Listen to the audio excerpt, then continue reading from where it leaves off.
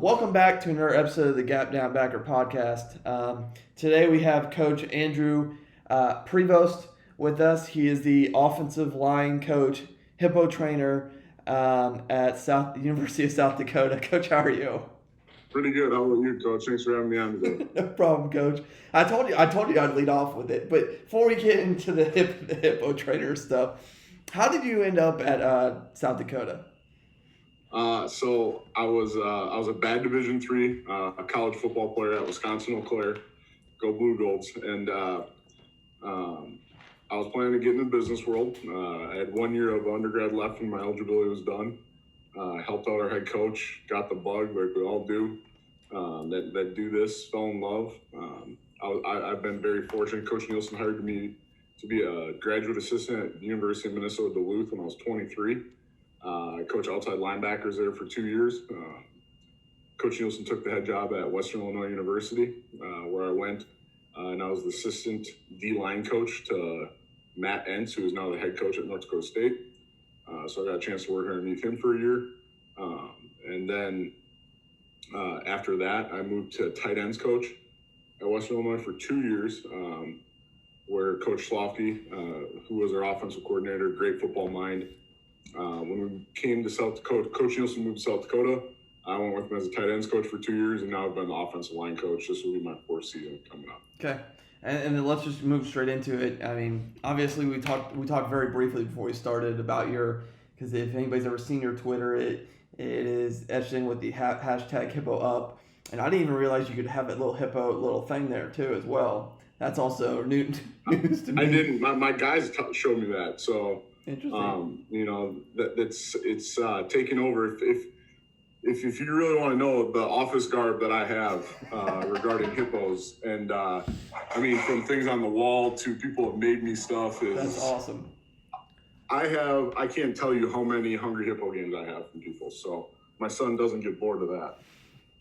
So where did that come from? Why did you introduce it? Before we get to our inside zone stuff for today, where did that come from? So when we were at a previous institution, we had a linebacker who was a good football player, and he referred to himself as a hippo.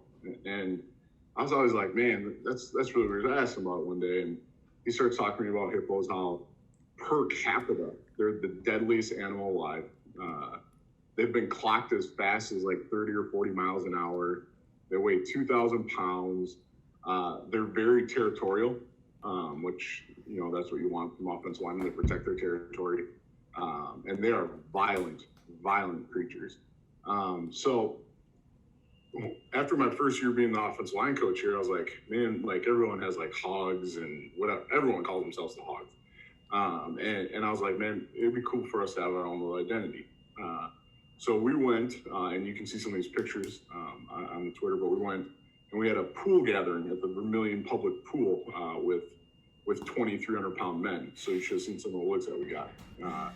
But we introduced the hippos then, and it's just blown up, and it's an acronym that we use, which is H is for heart, I is for intelligence, physical, perfection, and oneness. And my guys can all rattle all that off. And then, before each game, we go through and read it. Our breakdowns Hippo Up. Hippos are coyotes. That's what we always say. And it's kind of been our thing. And guys buy into that. And they want to be a part of that. And it means something. And so it's taken off from there. And, I like it because our guys like it. And, it's a little corny, but, you got to be yourself. And yeah, it's been good for our group.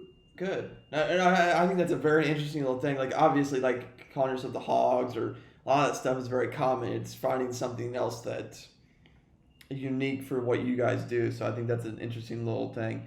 Now, let's kind of move to the inside zone real quick. And we're a little bit on a limited schedule today, so we're going to kind of move probably quicker than normal. But inside zone for you guys are more of a man than lock scheme from us talking. At least that's where you more specialize on.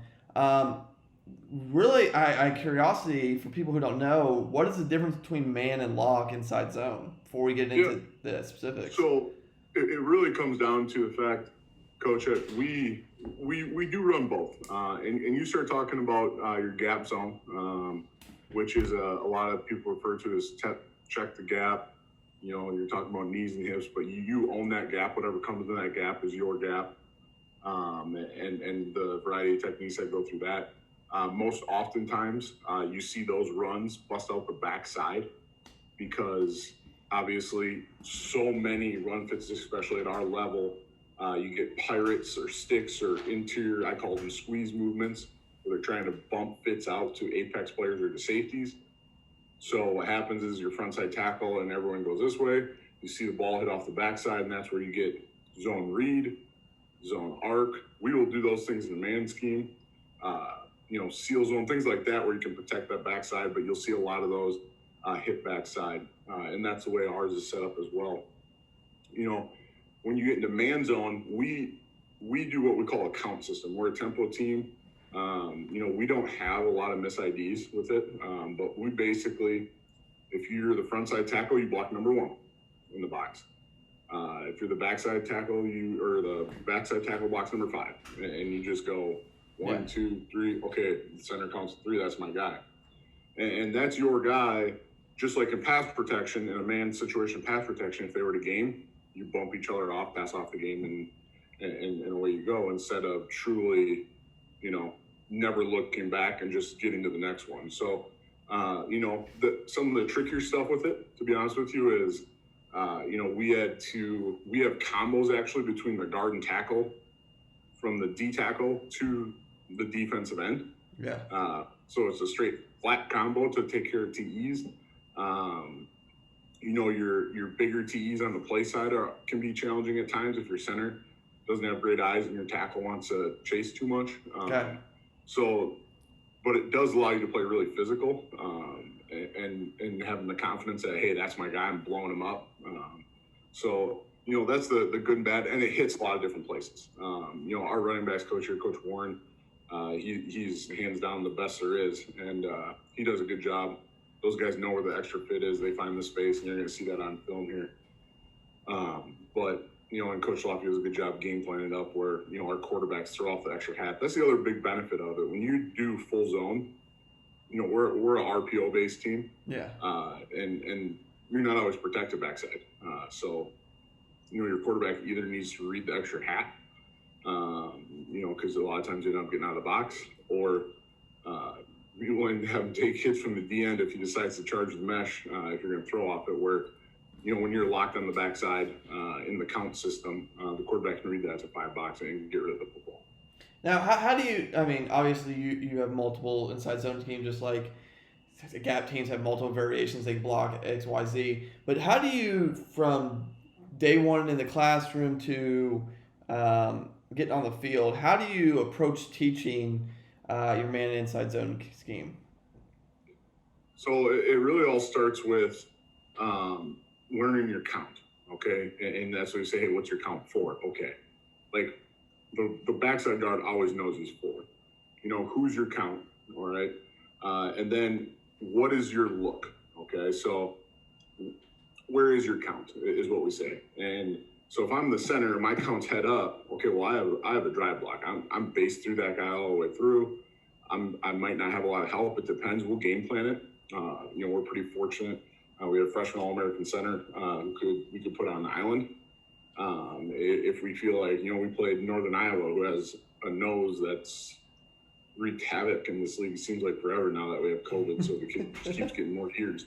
But he's a really good player where we need our backside guard to come help, or our frontside guard. And we make communication calls as far as whoever is uncovered, and we call uncovered from nose to play side gap. Okay. So if I have somebody in my backside gap, you're not covered. So it's from your nose to play side gap. He tells the guy in front of him, the guy behind him with a call, either front or back. All right. So if he makes a front call, the guy behind him, say if I'm the right guard, the guy behind him knows, hey, I'm on an island. It tells the tackle, hey, if I get a quick spike, I can physically deliver that and get up because I have help. If he makes a back call, the tackle knows we take what we call a protect step, he's got to take a protect step, because if that guy spikes, it's his wherever it goes until he gets bumped off. Yeah. So, you know, those are the basically the teaching identification of it. That's really simple. And you know, what we want to tell our guys is, and that's what, you know, it's a big point of emphasis to us is, you know, we started to do a little bit more shoots. We've been a heavier team, and we're a tempo team with lighter personnel, but we've been heavier up front. You know, we're going to start playing with a little bit more pad level. We're 2 points across the board. We do some things a little bit differently than other teams do. But, you know, Coach Lofty's done a good job getting us a lot of offensive production out of that. So. Okay. No, that's interesting. And then from drill perspective, obviously, because it's a little more different than the old you step to your gap, more of a true reach, because you could have dry blocks and there are various combinations there. From a drill wise, what are your base everyday drills that you have to hit before we go to the film here? We'll do a step-by-step drive block drill. Okay. And that has a lot of carryover into our down blocks, into our gap scheme. I mean, is your basic. That's what I'd call my everyday drill. Like, hey, we're going to run off football. We're going to run through you. You know, using all of our fundamentals.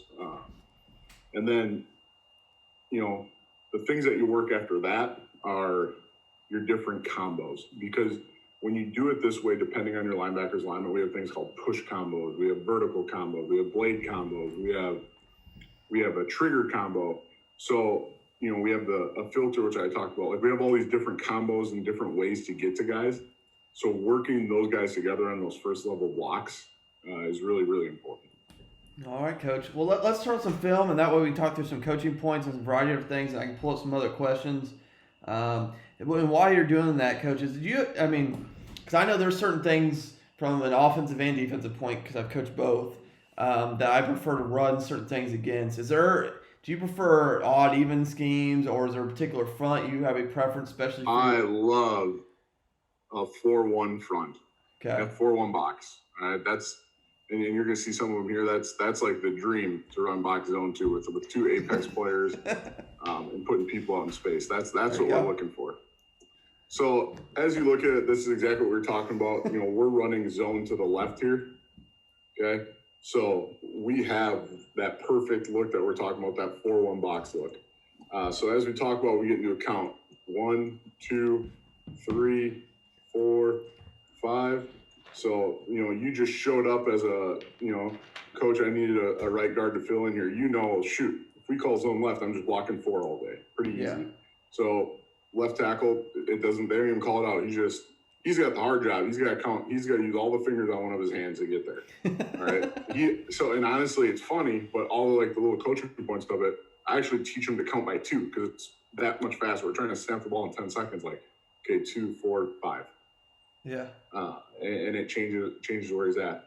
So now when we get to the sections, we're in 5. This is going to be a situation where, okay, he's covered. All right. So he's the first on cover because if you drew a line from his nose to his shoulder tip, there's nobody in there. Yeah. So he's responsible for making that forward or back call. If he makes a forward call, it really is like the zone technique. Step check, vertical to this backer, okay? And when we do it is, say this guy's a tighter 1.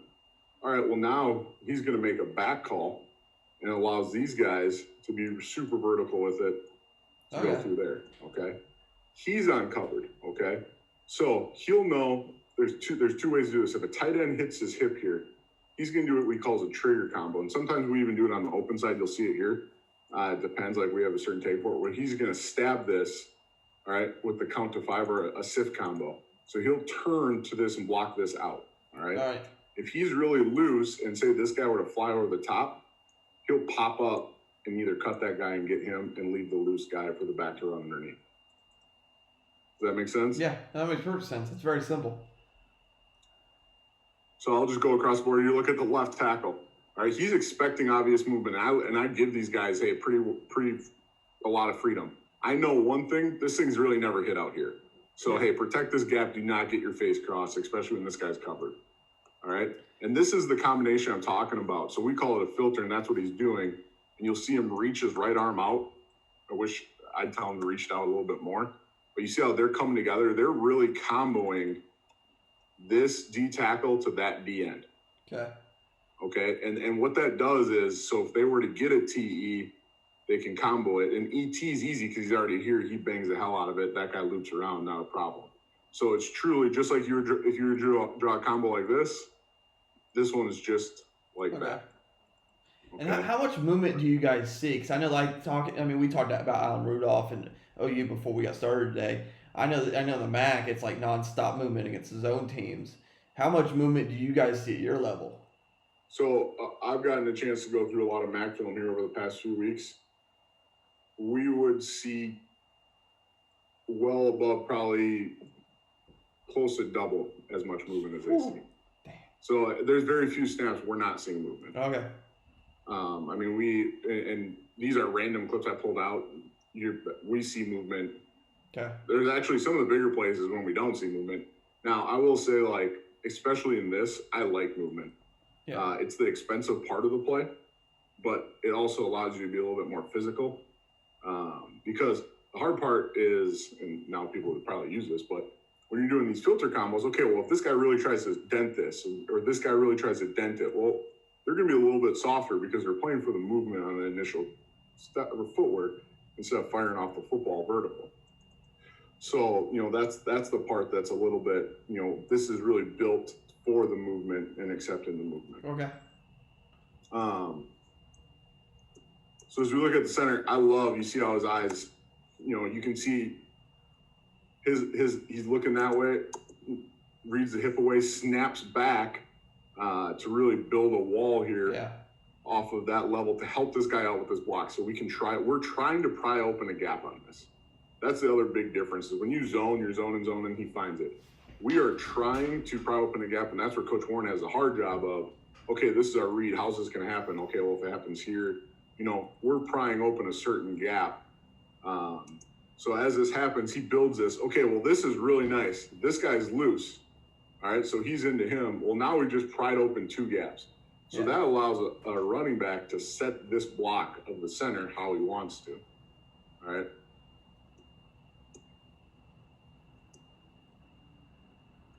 So he's really setting it through here.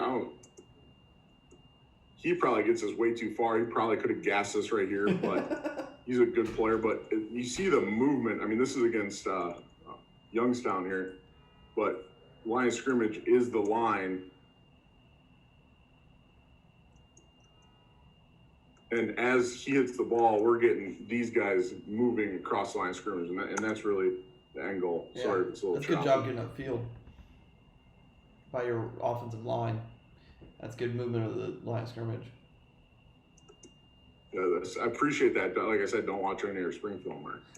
I don't count spring for any, like, you're dealing with didn't lift for half a year or were limited on what you could do lifting, and then weird schedules and quarantine. Like, I don't. Put an our guys worked really hard. We just, it wasn't. We're going to be a lot better, and our guys are excited. They're working hard. So as we get this, okay, now we're running zone left. We have a tight end back here, causing us to get a 6 box. Okay, he's going to be sealed. Now it's going to put him on a trigger combo because this guy's inside. Okay. So if this guy was outside, he would just seal it to sift it. He's inside. So now what he's going to do is trigger. So he's going to stab with that right hand and really open it up. Okay. So he's basically posting this guy up with eyes here.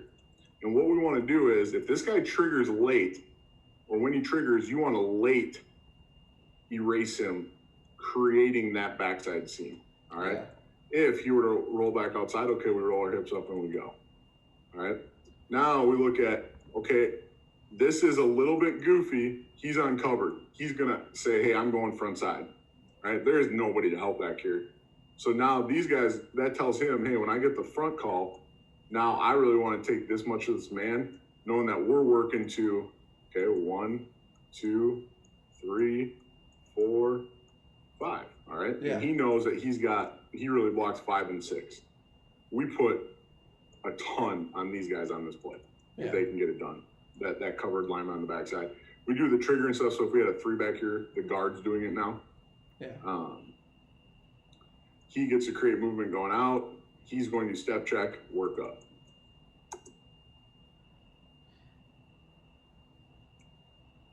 So as you can see, like we're getting a ton of movement. These guys are really running that. He's looping around. Okay, so he sees that. Okay, my count just changed. That's the new number 1. Really sweet. All right. Guard, frontside guard does a good job of getting that landmark and taking that. The center, you see how the center does a great job. I'd like to see, I don't mind if they have this backside hand here in this particular look with the 0 nose. I think he could take it off. But what he's doing, he's opening up for him to get his hips back. Hopefully, as we play this, he gets his hips back vertical. He doesn't. So if he, you know, and just like Coach Rudolph talks about, if he doesn't get back vertical or this guy really fights it, well, now you're creating that horizontal distortion, all right, where you can see this guy really moving this way. This is a great look at the trigger combo, like pausing it, like he's got that hand in that guy's chest. He's posting him up for this guy to tee off on him, and his eyes are on that guy right now. And what we've done is through the defense's own doing, because really, you look at this, one guy is making a block. Everybody else is stepping left and just taking everyone else's momentum. So when you ask what we have to do, like we have to be great at this block for this play to work. So this guy goes, this is a great example of a trigger. And you want to do it late, back nose it, prise it open. He blocked this guy the whole time for him at the beginning. And now you have that seam late. And that's, I mean, we're not going to get a lot better holes than that. And I mean, this is the University of Montana. Yeah. And this is where, like, I think Coach Warren does a great job of these guys feel, okay, he knows, like, they feel the safeties. He knows this is his extra hat. So you can see, as soon as he breaks this hole off of the cut, you can see him get away from 17, like, now. Or he actually sets him up with the jab to get out to break that tackle. Yeah. Now he's got to get it in the speed room to break that out. So that's a SEAL version of it. The first one I showed you is a 10 personnel. This is, I believe, another SEAL version. This one ends up hitting all the way off the backside. Okay. Yeah. So we call this front an odd, but it doesn't really matter. Okay. Because it's a count. So like, a lot of defenses, if I were a high school coach, I'd run the hell out of this front, because for young offensive linemen, if you don't have a lot of time to meet with them, is it Soki, is it odd? And it's really a 4-2, only this guy's not a 1, but it makes these 3 guys' minds explode when they show this. You know, our guys do a great job handling it. Coach Loffy's got awesome plans for those. But so we're running inside zone to the right. 1, 2, 3. Okay, 4, well, shoot, 4 is way the hell over there. I'm definitely forward here. All right, now we're going to put the trigger combo here on this backside left tackle.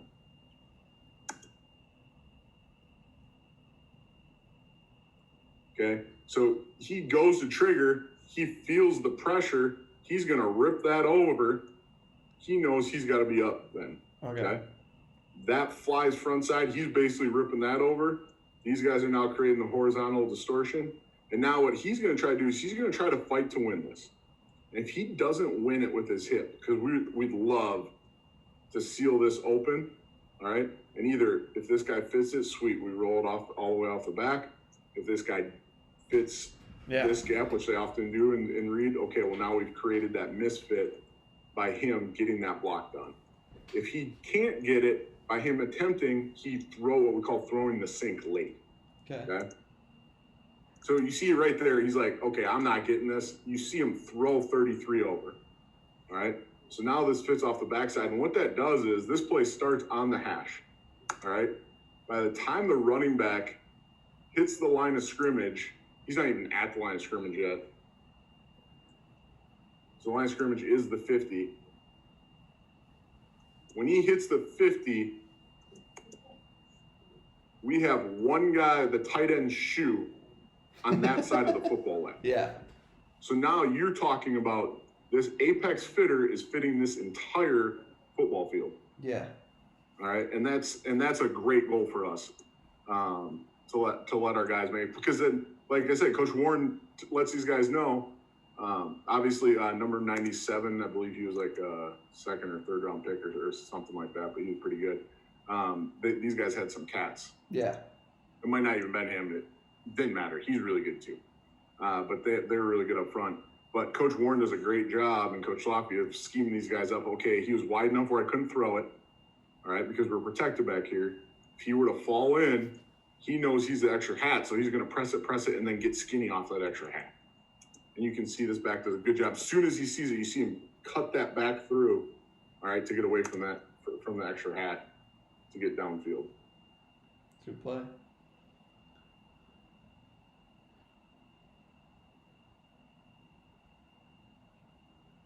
Ooh, now we're getting some true tight end on the line there, Coach. Yeah. We don't do it often. Let me tell you that. This is a nub set. So now what we do is we call lead, okay? But it really doesn't matter because our box rules are anything out or outside. So this guy doesn't even matter. So he's counting 1, 2, 3, 4, 5. So now he's sifting. He just takes on the lead guy, okay? We're trying to get the ball up to this hat right now. All right? Well, and you start to look at it, okay, he's cleared here. Well, that guy's pretty wide. This guy's right here. I would really hope that he makes a back call, all right? Probably should have done more research. We'll see what he does here. I'm guessing he does. Hope he does, all right? I'm hoping he makes, he knows he's back here, so these guys should be filtering. So you'll see him take a violent step in to really, protect versus the TE and then get back out if this guy doesn't cross.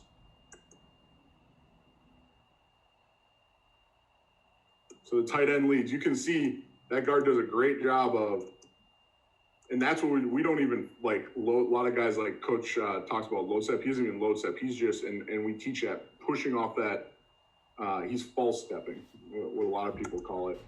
Getting back to that combo. Okay, so it flies over the top of him. Now he's vertical or horizontal movement. The right tackle's job couldn't be any easier, all right? So you can see that step of this tight end. He's going, or tackle. He's going to cut that off. Yeah. And now he's got the sift responsibility. He knows he can't get beat inside. That goes across his face. He's got to sit his butt down. Again, we were talking about this block is on one person. Nobody here has an uphill block. You know what I really love about this, even though it didn't have a big factor in the play because you're more inside, is how your tight end essentially reaching out, sifted that end to widen, which really allowed your tackle to go flatter and made his life easier.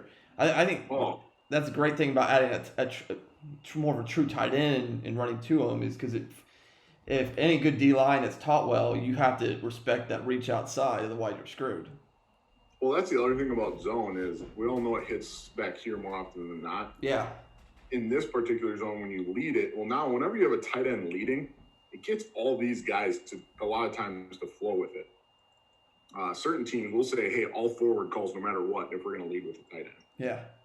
Which you'll see that here. Everyone's flowing, everyone's getting over there. So it creates sometimes some misfits of guys over pursuing, because so many guys key that tight end, especially when you take them off the ball and have them lead to the apex defender. Yeah. But we put this block on one guy. He gets it sealed. Everybody else just washing it by. I'll take that hole every day of the week. This kid's in the league. So, no, it's this one. They're both pretty good, though. Yeah. Hey, anytime you can get a running back one-on-one with a safety, you're in a good neck of the woods there, Coach. Yeah, that's what we're going for. I wish we had a billion of those. We will also do this, just so you guys are aware.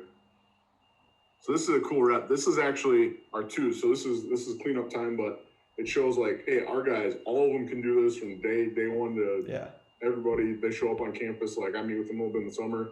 They're good to go. But there's different things we can do out of this. So if we have, we'll put another tight end here, and now we can lead and seal. For your bigger personnel teams, nothing changes. These guys are still getting a count. Okay, arc and and lead, or seal and bypass, or arc and seal and swipe.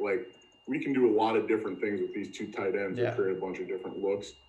It puts a little bit on these guys, and coaching these guys before. Coach Pop, our tight ends coach, does a great job.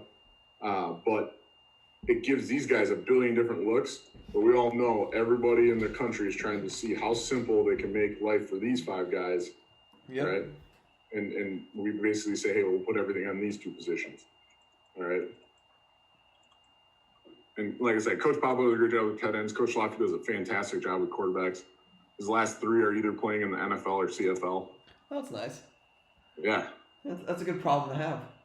Yeah. So as you see here, like this guy doesn't seem super tight. So he's making a forward call. So you can see him step there. Now this is a true freshman on the film. He doesn't look. He would have got his butt chewed because you can tell by this front side tackle how different he looks. If this guy were to spike, this would have been TFL. So we definitely have our problems here. Yeah. All right. So this is my man, Big Joe. I love Joe. All right. Joe is not playing real well with his eyes. All right. Yeah. Center's getting low, attacking it. He is clearly in a Bobby call, a back call. We use the word Bobby, obviously. I was trying not to give away stuff, but I don't really care. We got a billion names. But so he's really working on this. He's going to take it over. So feels it. It allows him to really seal it because we want to pry that gap open now. We're arcing this one, so he's reading it. Okay, well, this guy's not going with not squeezing down. He's playing it. So otherwise, he'd keep it, and we'd have the quarterback one here. This quarterback, great kid, couldn't run out of sight in a day. They didn't know any better. He was back up in cleanup time. But he's giving hand, and he's working as a right guard. He's really trying to work that trigger combo. It's hard, man. It's really hard with those young guys to get them to be like, you saw the 1 versus Montana where that tackle was super late. Yeah. It's hard to get them to be really patient with it. But what happens is we never even get up to this guy, but because this tackle does such a good job widening out, because he knew he had help or was supposed to have help, it allows our back. We end up hitting this front side, which is, you don't see zone hit out there a lot, but basically the trigger would have been there, but this guy got condensed a little bit. He got condensed more than we needed to. And then Joe's just a little bit late getting off, but because that guy was so stacked, there's so much space here, it allows the ball to get out. Okay.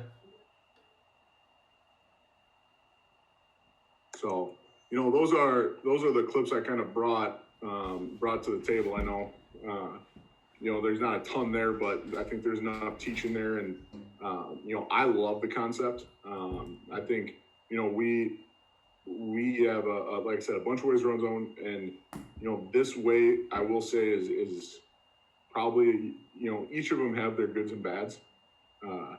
This can be a little expensive as far as some of your fundamentals and techniques, but what I would say is if you got guys that you got big strong guys and you got a pretty good tackle, this is a pretty good scheme because whenever you're running it back at the bubble, you're really relying on one guy to make a block. Like, get the backside hooked or on the seal sift or sealed off, and you're good to go. Now, when you say expensive, and I think, and that's one of the questions I wanted to get to, is that, I mean, the obvious, the high school coach, when you say zone scheme, if they say are a gap scheme guy, that their immediate retort to why they don't run zone schemes usually is one of 2 reasons. One, they don't know zone because they haven't taught it, which is fine. That's you teach what you know, okay. But the other thing is, the other common complaint or opinion is it's too expensive. So when you say, because I'm not going to sit here and say I've been a big zones guy my entire career. I've only been at like 1 or 2 places where we've truly run zones. Because I've always worked for like gap scheme head coaches or OCs. Part of that. The podcast. Yeah, part of that is coaching in the wing T or double wing half my career. But when you look at it, what do you mean by expensive? Because I think everybody's term and how they define being expensive varies. So what we do is we go through and me and our other offensive line coach, we were just talking about this, that we got to go through and make an inventory list of all the things that we do. So we have what we call techniques. So in this play, the trigger combo is a technique. The bully is a technique, and that's what we call our drive block. There's so many different techniques, so we list them. How many times do you use them? How many times do you need to rep them for kids to be efficient? Okay. And I think what you're talking about expensive is the price. So what is that total at that bottom when you're doing the accounting? How much time do I need to get kids proficient at running these techniques to run this play. Yeah. And I think some like the trigger technique is an expensive technique. That backside tackle, the trigger to seal sift to square cutoff, those are expensive techniques. But man, they're really hard to defend because if you do it right, the defense is wrong. Yeah. Because you're going to create a misfit. You're going to create a misfit in the gap. Okay.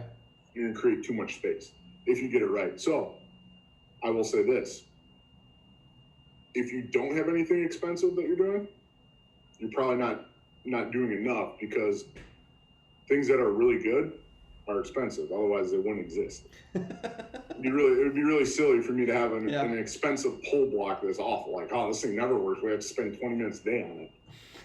So, I think you got to pick and choose, what are the things that fit in with your team, with what with your schemes, with your opponents, and I think that's season to season, week to week. Like, what is it? You only have so much money, or so much, and I call it money, but time to put in. You only have so much time and resources, all right, to put in the bank before you cash a check on a Saturday or a Friday. All right, so where are you going to put your chips in? Where are you going to put your money? And I guess that's what I mean. That long answer, but that's what I mean by expensive. All right, I got three questions for you, and you can answer them short, long. You knew how you want. Fire away. How much time do you typically spend on your various combo blocks throughout practice? So early, we will go. I'm really blessed here. Coach Ensley, he was an offensive coordinator. He's like one of the genius O-line guys I know. I get to work with him day in and day out. Between we have two O-line coaches here. So we split the guys up. We don't. Sometimes I have the guards and center. Sometimes he has them, and vice versa. But so what we'll do is we split them up to the point where, like, those tackles will work the trigger combos or the seal sifts 10 to 15 minutes a day. So that's expensive. When you're talking about, you have 8 periods of Indy when you include special teams, a third of their day is that. You start talking about at least a third, if not more, to pass pro. There's not a lot left. Okay. And I prefer to spend half on pass pro. It's really a tackle heavy expense. Okay. The inside guys not as expensive. It really isn't. It's a little bit more out of season. You can do it. It's really making sure you're really good with the Bobby and Franks. Some of the hardest things that we've had is, like, because we teach that false step. For everyone that thinks it's so hard to get every kid to step with the correct foot. It's way harder to get a kid to step with the wrong foot. Let me tell you that. That from experience, that is difficult. They refuse. I've stepped on kids' feet before. No, you're not moving this foot. So. To follow up on that, obviously RPOs protect the play, and you guys RPO the crap out of people from watching your film. What outside of RPOs, which are kind of protectors and complements, is there anything else you find that is a good complement for inside zone? Yeah, I think to me, the best complement to inside zone is gap scheme. Okay. Because what you're looking at is those combos off the backside of zone, where the defender, what he wants to do is he wants to staple that wall, build it. Looks a lot like what we call gap combos on the front side of gap. And what you want to do is make that guy wonder, hey, are they trying to wash me here? Are they trying to open me up? How are they? I think that in the run game, that's why I think it'd be silly. I would never just be a zone team. Even coach like Rudolph, they run zone 60-some% of the time. They're amazing at it. They run a million different ways. You watch the film, but they still have some gap scheme, because you need some to keep somebody honest. I think it helps you out a ton to make sure, hey, that's in the back of that D-line's mind. I can't get washed all the way back down to the backside gap. I think the other thing that complements it well are just the bells and whistles I was talking about. That's inexpensive. Yeah. you can formation the hell out of this because you're just counting to 5, right? If you have 100 people in the box, well, you better put a bunch of tight ends backside or tell the quarterback to keep it market. You got to have those answers from a coaching standpoint. But, from the offensive line standpoint, it's like, okay, I got the first 5 after that. Tackle, really, we say he has 5.5 because he's going to take the most dangerous 5, So that part's nice is you can give a bunch of different looks inexpensively once you have this put in.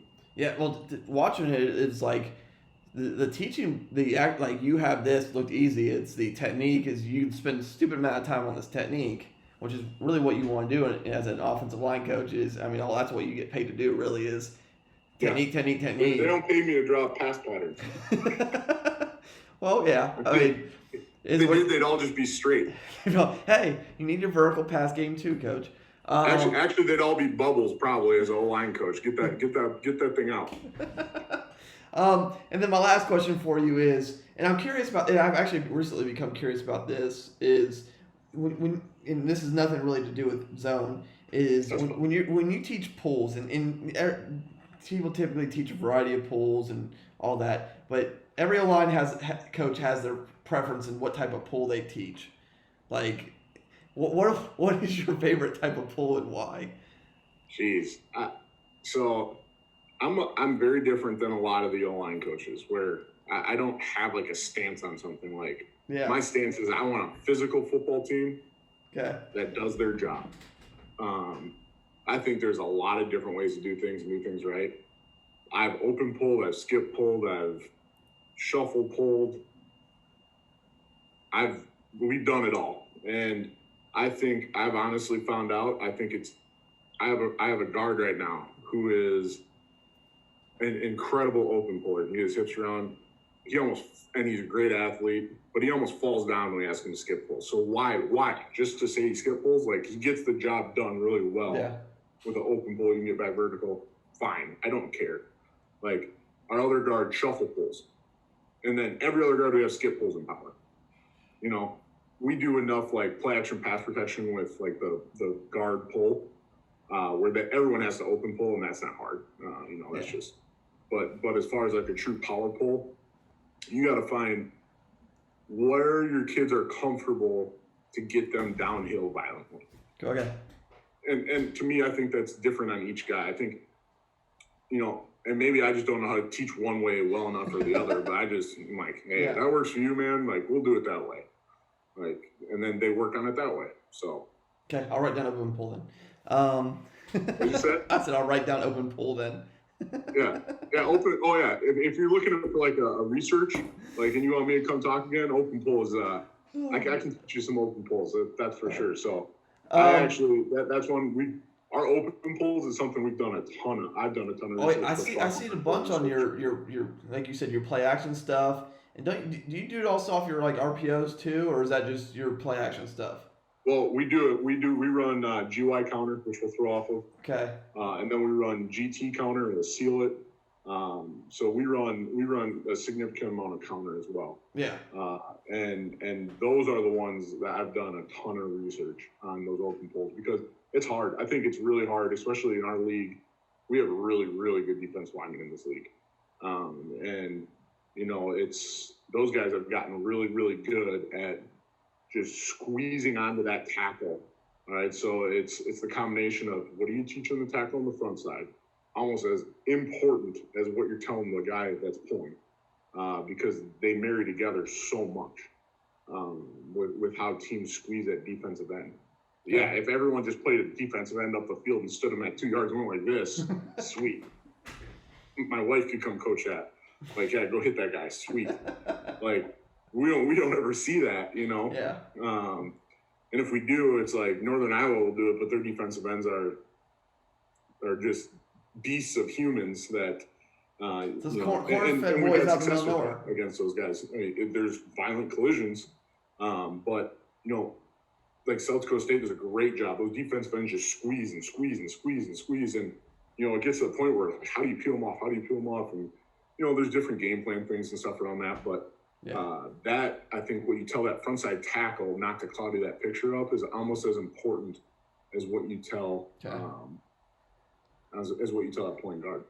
Coaches, that was another episode of the Gap Down Backer podcast. Again, as always, if there's any point of this you want to hear again, the tags will be below in the bio. If you were just listening to the audio only version, jump on YouTube to watch the visuals as well. Check out our sponsors and affiliates below. All that stuff's in the bio as normal. If you want to give Coach a follow on Twitter, his Twitter handle will be in the bio as well. Give him a follow. Reach out to him. Coach is fantastic. They're doing some great stuff there at South Dakota, and looking forward to play a full season this fall. And then thank you again, coaches. That was another episode of the Gap Down Backer podcast.